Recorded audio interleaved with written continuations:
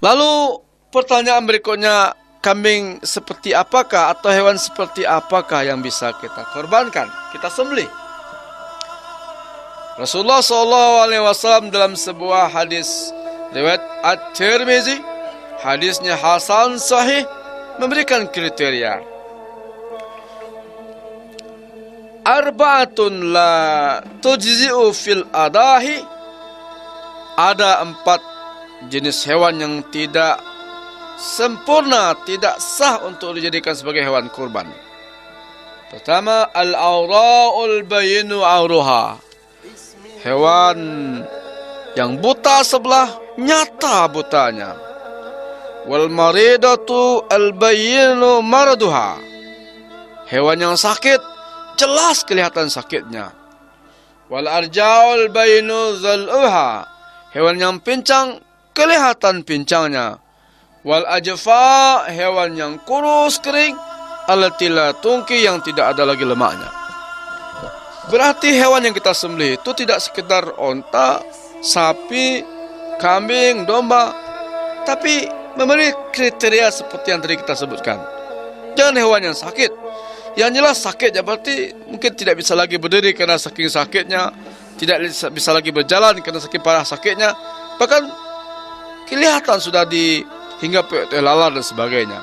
Hewan yang kayak gitu, hati kita tidak cenderung melihatnya, orang juga mungkin jijik memandangnya.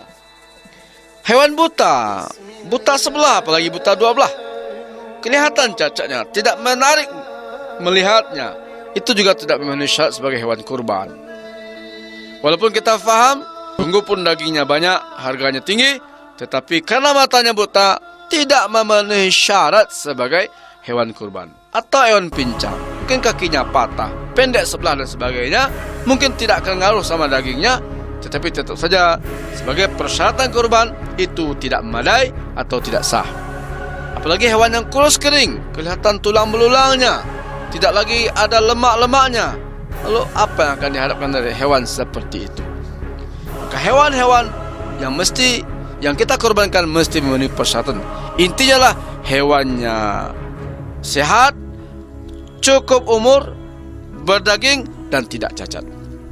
Sebagian ulama bahkan menambahkan makruh hukumnya kalau hewan yang akan kita korbankan itu telinganya potong, ekornya putus, kukunya patah, tanduknya patah dan sebagainya.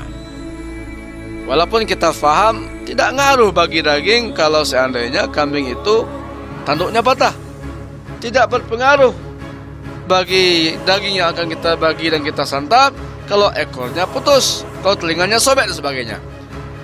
Persoalannya bukan daging, persoalannya adalah ketaatan kepada perintah Allah, perintah Rasulullah sesuai dengan kriteria yang sudah ditetapkan dalam Al-Quran dan Al-Hadis. Kaum muslimin hamba Allah yang mulia, jadi pastikan bahwa hewan yang kita sembelih itu hewan yang sempurna, hewan yang sehat, gemuk, hati kita senang melihatnya. Mungkin warnanya putih bersih dan ada warna hitam-hitamnya. Jadi memang kita mengkorbankan hewan yang kita senang melihatnya. Karena inti dari korban itu adalah bukan perkara daging, bukan perkara darah. Inti dari berkorban adalah mendekatkan diri kepada Allah dengan cara mentaatinya sesuai dengan perintahnya dan perintah Rasulnya. Tidak boleh kita berniat mentaati Allah, mendekat pada Allah dengan cara kita, ala kita. Tak bisa. Dengan cara Allah dan cara Rasulullah. Islam kita, Islam cara Allah, cara Rasulullah. Tidak ada Islam lain selain dari itu. Islam Nusantara, ala Nusantara.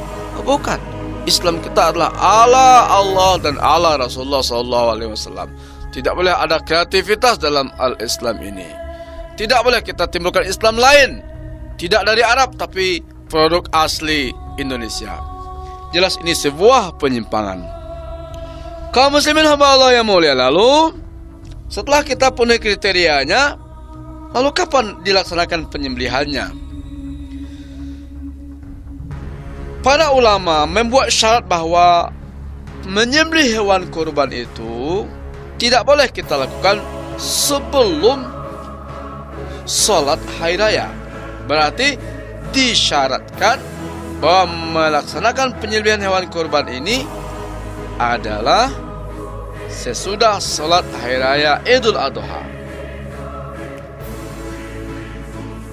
Dalam sebuah hadis Rasulullah SAW menyatakan, riwayat Bukhari Muslim an Rasulullah SAW, man zabaha qabla shalah fa innama yazbahu li nafsihi wa man zabaha ba'da shalah wal khutbataini faqad atamma nusukahu wa asaba sunnatal muslimin. Riwayat Bukhari dan Muslim bahwa Rasulullah menyatakan, siapa yang menyembelih hewan kurban sebelum salat Idul Adha dilaksanakan, maka sesungguhnya dia menyembelih untuk dirinya. Itu bukan kurban. Wa man zabaha ba'da shalah, siapa yang menyembelih sesudah salat dan sesudah dilaksanakan khutbah Idul Adha, faqad atamma nusukahu, berarti dia sudah menyempurnakan ibadahnya. Wa asaba sunnata al-muslimin, dia sudah sesuai dengan sunnah dan ajaran kaum muslimin. Kaum muslimin hamba Allah yang mulia, lalu kemudian siapakah yang berhak menikmati hewan kurban ini, daging yang sudah disembelih ini? Kalau kita lihat pelaksanaan dari Rasulullah SAW, ternyata daging hewan kurban ini bisa dinikmati oleh yang punya, sebahagiannya bisa disedekahkan, dibagi-bagi untuk fakir miskin, dan sebahagiannya bisa dihadiahkan untuk karib kerabat.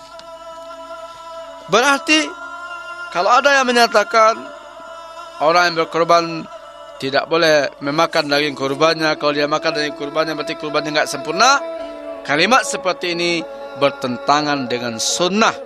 Karena sunnahnya adalah yang berkorban layak, berhak untuk menikmati daging kurbannya. Lalu sebahagian daging kurban itu juga memang dibagi-bagi untuk fuqara, untuk orang yang membutuhkan, untuk fakir miskin. Lalu sebahagian dihadiahkan. Nah, kalimat dihadiahkan ini berarti daging kurban boleh dinikmati oleh orang kaya. Bisa kita sedekahkan untuk keluarga, untuk karib kerabat,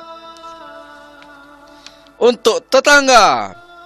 Bahkan sebahagian ulama menyatakan boleh juga daging kurban ini dinikmati oleh non-muslim yang berhubungan baik dengan kaum muslimin, yang bertetangga dengan kaum muslimin, yang hidup dengan aman dan tidak mengganggu kaum muslimin.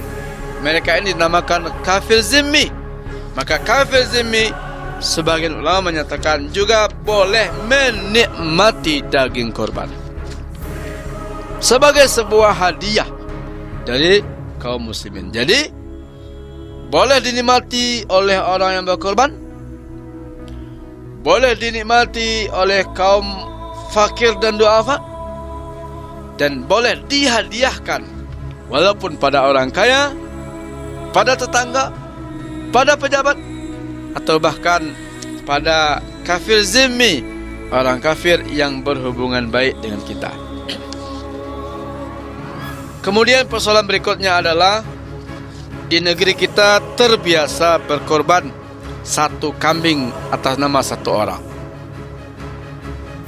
Ini korban atas nama bapak, ini korban atas nama ibu, ini korban atas nama adik. Bagaimana masalah dan hukum seperti ini? Kaum muslimin hamba Allah yang mulia, boleh saja seseorang berkorban lebih kalau dia mampu dan dia kaya. Korban 1 ekor sapi, 2 ekor sapi, 10 ekor kambing, 100 ekor kambing atas nama dia dan keluarganya, boleh. Boleh saja. Tetapi tidak mesti. Maksudnya apa? Berdasarkan hadis dari Rasulullah SAW, bahwa 1 ekor kambing itu bisa dijadikan korban untuk 1 keluarga. Jadi umpamanya seseorang menjadi peserta korban Lalu dia berniat, ini korban ini untuk saya dan keluarga saya. Boleh begitu. Walaupun tidak ada halangan, kalau dia keluarga kaya, dia berkorban tidak dengan seekor kambing, dia berkorban dengan 2 ekor kambing, 3 ekor kambing, dan seterusnya. Tidak masalah kalau seandainya dengan kemampuan dan kelapangan rezeki yang Allah berikan padanya, lalu dia berkorban lebih dari 1 ekor kambing untuk sekeluarga. Atau bisa saja dia berkorban karena dia kaya raya, 5 anggota keluarganya 5 ekor kambingnya, nggak masalah. Tetapi tidak mesti begitu. Tidak mesti seperti ini umpamanya. Hari ini Ustaz, yang berkorban bapak saya. Tahun depan insya Allah berkorban atas nama ibu saya. Tahun depan lagi atas nama adik saya. Kenapa mesti begitu? Kalau memang kemampuan kita hanya 1 ekor kambing, ya udah niatkan saja, Ustaz, ini 1 ekor kambing korban saya sekeluarga. Tiap tahun begitu. Itu lebih bagus, lebih sesuai dengan sunnah. Jadi bukan tahun ini ibu yang berkorban, tahun depan ibu kan sudah, bapak yang berkorban, tahun berikutnya lagi bapak dan ibu sudah, anak yang berkorban. Jangan begitu. Berkorbanlah tiap tahun atas nama kita sekeluarga. Kalau memang kemampuan kita hanya 1 ekor kambing. Tapi kalau kita, alhamdulillah, Allah berikan kelebihan rezeki, kelapangan harta, boleh dan dianjurkan kita berkorban lebih dari 1 ekor kambing sekeluarga. Mungkin di antara kita mampu 2 ekor kambing sekeluarga. Sekeluarga judulnya. 2 ekor kambing sekeluarga, 3 ekor kambing sekeluarga. Kalau keluarganya 10 ekor kambing, ya nggak apa-apa. Bahkan 1 orang berkorban 10 ekor kambing juga nggak apa-apa. Satu orang berkorban 100 ekor kambing juga nggak apa-apa. Lalu bagaimana dengan ada yang mengatakan 1 ekor sapi untuk 7 orang, 1 ekor unta untuk 10 orang. Itu maksudnya adalah kita bisa berkorban 10 orang membeli 1 ekor unta, 7 orang berkorban 1 ekor sapi. Jadi bukan berarti bahwa 1 orang 1 nama, kalau dia 1 keluarga 7 orang 1 ekor sapi. Mesti begitu? Enggak mesti begitu. Tapi boleh begitu kalau mampu. Kalau tidak mampu, ya minimal 1 ekor kambing untuk 1 keluarga. Nah, barangkali yang tidak tercakup dalam makna kurban adalah kalau ada orang 10 orang iuran kumpul lalu beli 1 ekor kambing. Nggak masuk. Kalaupun dia melaksanakannya, itu seperti sedekah daging biasa. 1 kampung iuran kumpul arisan terus beli 1 ekor kambing, beli 1 ekor sapi. Itu hanya penyembelihan biasa, makan daging biasa, ada pahalanya, pahala sedekah daging, tapi bukan pahala kurban. Kenapa kurban itu? Ya, memang dianjurkan 1 ekor kambing 1 orang atau 1 ekor sapi untuk 7 orang. 10 orang 1 ekor sapi enggak masuk karena maksimal 7. Tapi kalau onta, karena dia besar dan mahal, onta bisa 10 orang untuk membeli dan berkorban 1 ekor onta.